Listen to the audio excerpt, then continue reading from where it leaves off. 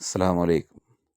അപ്പോൾ എല്ലാ കാര്യങ്ങളും വളരെ സൂക്ഷ്മത പുലർത്തി അനുസരിക്കണം. ആ അനുസരണയിലൂടെയാണ് ഘട്ടം ഘട്ടമായിട്ട് നമ്മുടെ ശരീരത്തിലെ പിശാചിൻ്റെ ജീവിതം അവസാനിക്കാൻ പോകുന്നത്. നമ്മുടെ ഇൽമുകൾ അള്ളാഹുവിലേക്ക് കയറി ചെല്ലണം. അള്ളാഹുവിന് വേണ്ടിയായിരിക്കണം നീയത്തോടെ. അള്ളാഹുവിനെ മറന്നുകൊണ്ട് അശ്രദ്ധമായിട്ട് നബി സല്ലല്ലാഹു അലൈഹി വസല്ലമ ചെയ്തുകൊണ്ട് ഞാൻ ചെയ്യുന്നു എന്നുള്ളതായി പോകില്ല.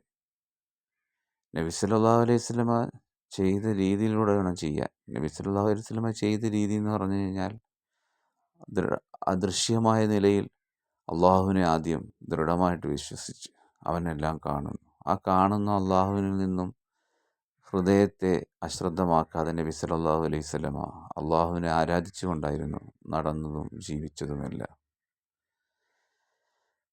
നബി സല്ലല്ലാഹു അലൈഹി വസല്ലമ ചെയ്ത എല്ലാ കാര്യങ്ങളും മനസ്സിലാക്കണമെങ്കിൽ നബി സല്ലല്ലാഹു അലൈഹി വസല്ലമയെ അങ്ങേയറ്റം നമ്മുടെ സ്വന്തം ശരീരത്തെക്കാൾ കൂടുതൽ സ്നേഹിച്ച് അവരെ പിൻപറ്റുമ്പോഴാണ് നബി സല്ലല്ലാഹു അലൈഹി വസല്ലമയോടുള്ള കുറിച്ചുള്ള ഓർമ്മകൾ ഹൃദയത്തിലെന്നും ഓർക്കുകയും സ്വലാത്തുകളും ചെല്ലുമ്പോഴാണ് ഘട്ടം ഘട്ടമായിട്ട് കൂടി കൂടി വരുന്നത്. സ്നേഹിക്കുക എന്ന് പറഞ്ഞു കഴിഞ്ഞാൽ അങ്ങേയറ്റം സ്നേഹിക്കുക. സ്നേഹിക്കുന്ന ഒരാളെ എപ്പോഴും ഓർക്കുമല്ലോ, ഏതെങ്കിലും. അപ്പോൾ സ്വലാത്തില്ല. പക്ഷെ ആ സ്നേഹിക്കുന്നത് എന്തിനു വേണ്ടിയാണെന്നും കൂടെ അറിഞ്ഞിരിക്കണം.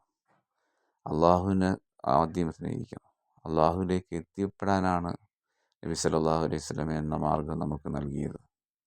അള്ളാഹുവിൻ്റെ ഇഷ്ടദാസന്മാരോട് അള്ളാഹു തആല ഒരിക്കലും നന്ദികേട് കാണിക്കത്തില്ല.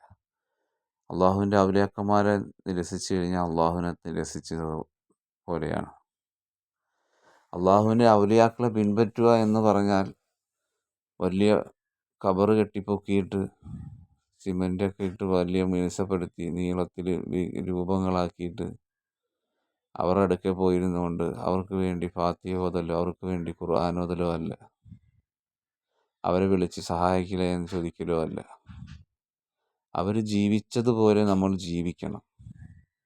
അങ്ങനെ ജീവിക്കാൻ പറ്റാത്തതിൻ്റെ കാര്യം സിനിമ കാണുന്നത് ഒഴിവാക്കണം, പാട്ട് പാടുന്നത് ഒഴിവാക്കണം, പരദൂഷണം പറയുന്നത് ഒഴിവാക്കണം, കള്ളം പറയുന്നത് ഒഴിവാക്കണം, എല്ലാ തെറ്റുകളും ഒഴിവാക്കണം. ആ ഒഴിവാക്കണം എന്നുള്ള കാര്യം കൊണ്ടാണോ നിങ്ങൾക്ക് അങ്ങനെ ജീവിക്കാൻ പറ്റാത്തത്? ദജ്ജാലിൻ്റെ ഫിത്നയിൽപ്പെട്ട പണ്ഡിതന്മാർ നിങ്ങളെ അള്ളാഹുവിൽ നിന്നും അള്ളാഹുവിൻ്റെ അടിമകളിലേക്കാണ് തിരിച്ചു വിട്ടുകൊണ്ടിരിക്കുന്നത്. അതുകൊണ്ടാണ് നിങ്ങളിപ്പം അള്ളാഹുവിനെ കാണുന്നത് പോലെ ഓരോ പണ്ഡിതന്മാരെയും കാണുന്നത്. അവരെ പേര് കേൾക്കുമ്പോൾ അവർ സംസാരിക്കുമ്പോൾ തന്നെ അള്ളാഹു അക്ബർ എന്ന് വിളിച്ച് പറയുന്നത്. നിങ്ങൾ ആ പണ്ഡിതന്മാരിലേ എത്തിയിട്ടുള്ളൂ. അവിടെ നിന്നും പുറപ്പെടണം അള്ളാഹുവിലേക്ക്.